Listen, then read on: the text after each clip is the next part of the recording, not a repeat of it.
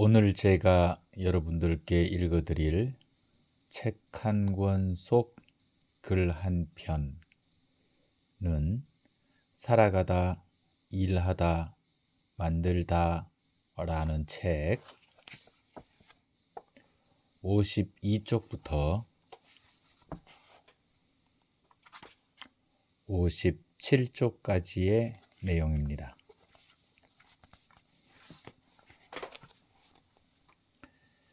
패션쇼를 돕다.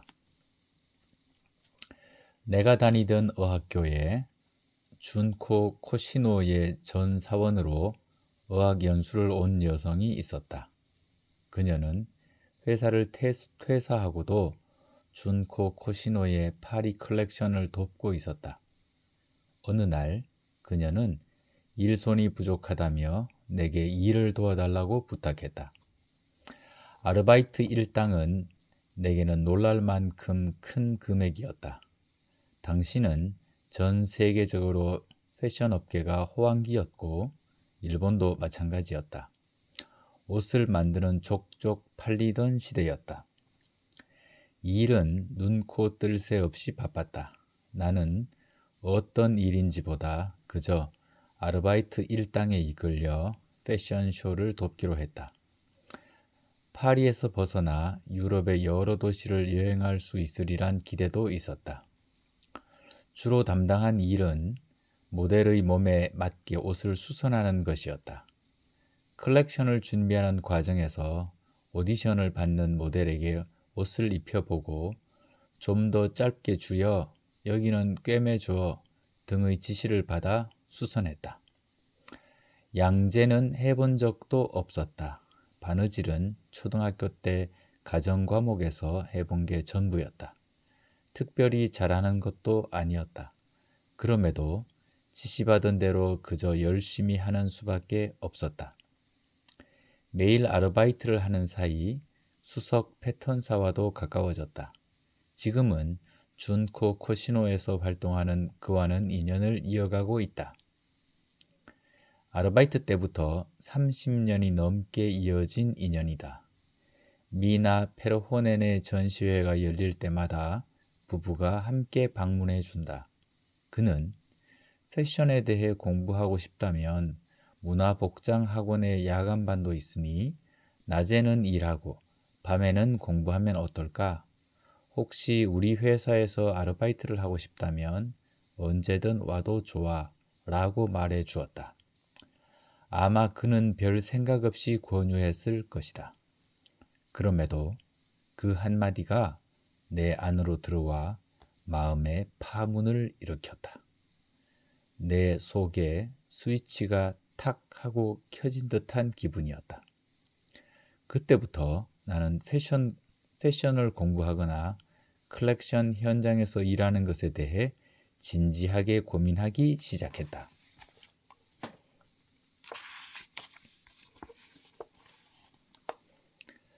바느질은 잘 하지 못했다. 잘 못하는 일이기 때문에 제대로 기억하기도 어려웠다. 능숙해질 때까지 시간이 걸렸다. 하지만 그렇기에 내가 오랫동안 해나갈 수 있는 일이라고 생각했다. 능력이 없기 때문에 오히려 지속할 수 있지 않을까. 조금 이상한 사고방식일지도 모른다. 스킬이나 경력 면에서 잘 못하는 일을 고생해서 하는 것은 비효율적인 데다가 엄청난 스트레스를 받는 일이다. 얻을 수 있는 것도 많지 않다. 이것이 일반적인 생각일 것이다. 하지만 나는 그렇게 생각하지 않았다. 잘하지 못한다는 것이 오히려 이 일을 오랫동안 할 수 있는 원동력이 될 거라는 사고방식이 마치 당연한 것처럼 받아들여졌다. 주변 사람들은 되고 나는 안 되던 것들이 1주, 2주 시간이 흐르고 끊임없이 노력하는 사이 점점 능숙해졌다. 그 과정과 변화는 생각보다 훨씬 기쁜 일이었다. 안 된다는 열등감보다 발전한다는 즐거움이 큰 것이었다. 파리 컬렉션 아르바이트를 1시간 동안 일이 주는 보람과 감동을 뼛속 깊이 느낄 수 있었다. 준코 코시노의 스태프들은 아무리 바빠도 예민하게 굴지 않고 내게 따뜻하게 대해 주었다. 일하는 속도가 느려 정신을 차려보면 어느새 막차 시간이 지나 있었다. 패턴사와 스태프들의 자고 가라는 말에 아파트의 빈 방에서 쪽잠을 잤다. 아침에 일어나 거실로 나가면 코시노 준코 씨가 아침 식사로 죽을 만들고 있었다. 나는 테이블에 앉아 메인 스태프들과 함께 식사를 했다. 아르바이트 주제에 뻔뻔하다고 고깝게 보는 사람은 아무도 없었다. 그저 그들과 섞여 앉아 조용히 식사를 했다. 패션에 대해 아무런 지식도 없는 내가 태연하게 앉아 적극적으로 이야기에 끼어들 배짱은 없었다. 그저 앉아서 밥을 먹는 게 전부였다. 하지만 그러는 중에도 보고 듣는 모든 것이 무척이나 흥미로웠고 다른 곳에서는 얻을 수 없는 무언가가 흘러넘쳤다. 내가 지금 여기서 뭐 하는 거지? 하고 어리둥절하면서도 그곳에 있는 동안 보고 들은 것을 남김없이 흡수하고 싶어졌다. 파리 컬렉션이 시작되는 날 무대 뒤에서 정신없이 일하는 사이 어느새 쇼가 시작되었다. 그해 코시노 씨의 디자인은 우주적이고 공간적인 요소가 표현된 옷이 많았다. 특히 모델이 입고 있던 옷에는 야광 라이트에 튜브를 달아놓은 것도 있었다. 무대에 오르기 전 그 튜브를 톡톡 접으면 화학 반응이 일어나 선명한 형광색의 빛을 발했다. 키가 크고 예쁜 모델이 그 옷을 휘감고 나가면 객석을 꽉 채운 관객들이 박수갈채를 쏟아냈다. 줄곧 컬렉션 준비에 참여했다고는 해도 쇼가 시작된 무대는 내가 지금껏 본 적 없는 새로운 것이었다.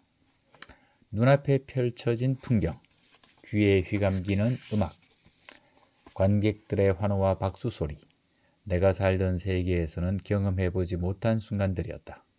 나도 모르게 감격하고 말았다. 뭐지 이 세계는? 놀라움을 금치 못하며 그동안 몰랐던 내 안의 감각이 눈을 뜨는 것을 느꼈다. 발목이 골절되어 육상을 그만둔 순간부터 목표를 잃은 나 자신을 어떻게든 바로잡고 싶었다. 어디로 가야 할지 모른다면 다가올 앞날도 볼 수 없다는 것을 알고 있었다. 하지만 내가 가고자 하는 길로 이어지는 문이 어디에 있는지조차 모르는 처지였다. 파리에서 아르바이트를 한 이후부터 나의 브랜드를 시작하기까지 여러 가지 일을 했다. 그러나 그것은 언제나 부탁을 받고 시작한 일들이었다. 내가 스스로 다가가 문을 연 게 아니었다.